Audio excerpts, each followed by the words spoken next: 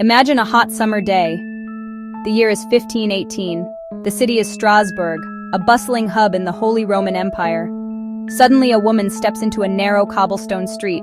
She begins to dance. But this is not a dance of joy. Her face is blank. Her movements are jerky, uncontrolled. She simply dances for hours, her body twisting under the unforgiving sun. People gather to watch. They are confused. They are concerned. They have never seen anything like it. Her feet, clad in simple leather shoes, pounded against the dusty ground. This was just the beginning.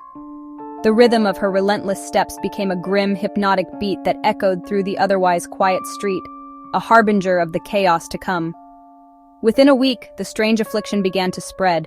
It was like a fever, but a fever of motion. Dozens joined. The street slowly transformed into a bizarre, open-air ballroom. The dancing plague, as it would come to be known, was not a party. It was a public nightmare. It all started with one person. Her name was Frau Trophäa. We do not know much about her life before that fateful day in July 1518. She walked out of her home and began to dance. There was no music. There was no celebration. There was only her, alone in the street. Her husband begged her to stop. He pleaded, grabbing her arm, urging her inside. His words were useless. Frau Trophäa was lost to the dance. For nearly a week she danced. She danced until her shoes were worn through. Her feet were bleeding. She danced through the heat of the day and the cool of the night. City officials were baffled. They didn't know what to do. They had her taken to a shrine of Saint Vitus. Pilgrims and priests prayed, candles and ex-votos. The journey and prayers did nothing. She returned to Strasbourg, still dancing. Neighbors watched in pity and fear. Punished by God? Possessed? Superstition and rumor filled the void. Her motion was mesmerizing and deeply disturbing. After about a week, something snapped in the city's psyche. One by one, others began to join. At first a few, then a dozen, then more than 30. As the number of dancers grew, the city's leaders became desperate. Their initial theory was that the dancers were suffering from hot blood. The prescribed cure was counterintuitive: more dancing. They cleared public spaces, the grain market, the horse market, to give the dancers more room. They even constructed a large wooden stage for them. To encourage the cure, the authorities hired professional musicians. Drummers, fiddlers, pipers were brought in to play lively tunes day and night.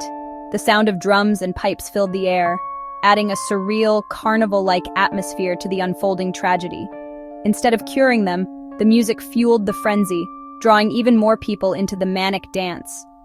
They were dancing for days on end, without food, without water, without rest. Many suffered from dehydration, exhaustion, and starvation. Their feet became bloody and infected. Historical accounts describe strokes and heart collapses. Some sources claim as many as 15 people were dying each day. The stage meant to heal became a platform of death. They realized their mistake. They banned the music and outlawed public dancing. The stage was dismantled. With their medical theories in shambles, the people turned to other explanations. One prominent scientific theory centers on a fungus called ergot that grows on damp rye. If townspeople consumed contaminated bread, ergot contains compounds similar to LSD. It can cause hallucinations, muscle spasms, and delirium, a condition called ergotism. This convulsive form involves painful seizures and jerky movements. But the ergot theory has flaws.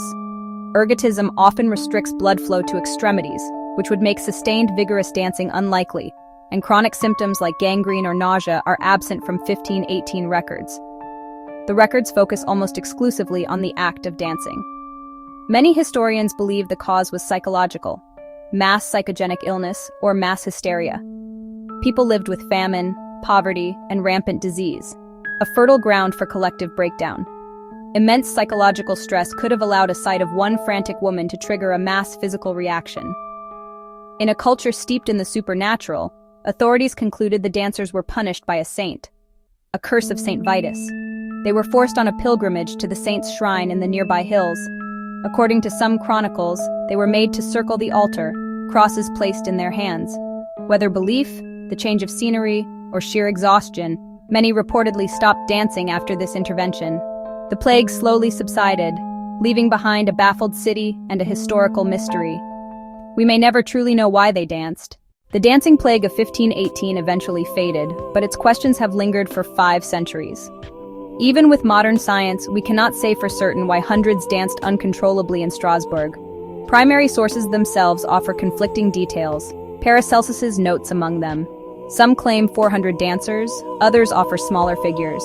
The records focus on the dance, not the cause. Was it a freak neurological reaction, or a physical manifestation of collective psychological distress?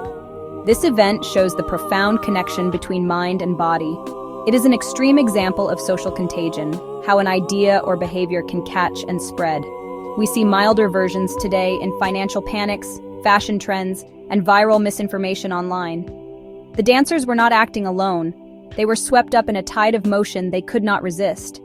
We are left with a chilling image, a crowd moving without will. It forces us to confront the limits of our knowledge and the mysterious forces that shape behavior. Why did they dance? We may never truly know. But their silent, frantic dance continues to echo through history. If you enjoyed this story, subscribe for more curious histories.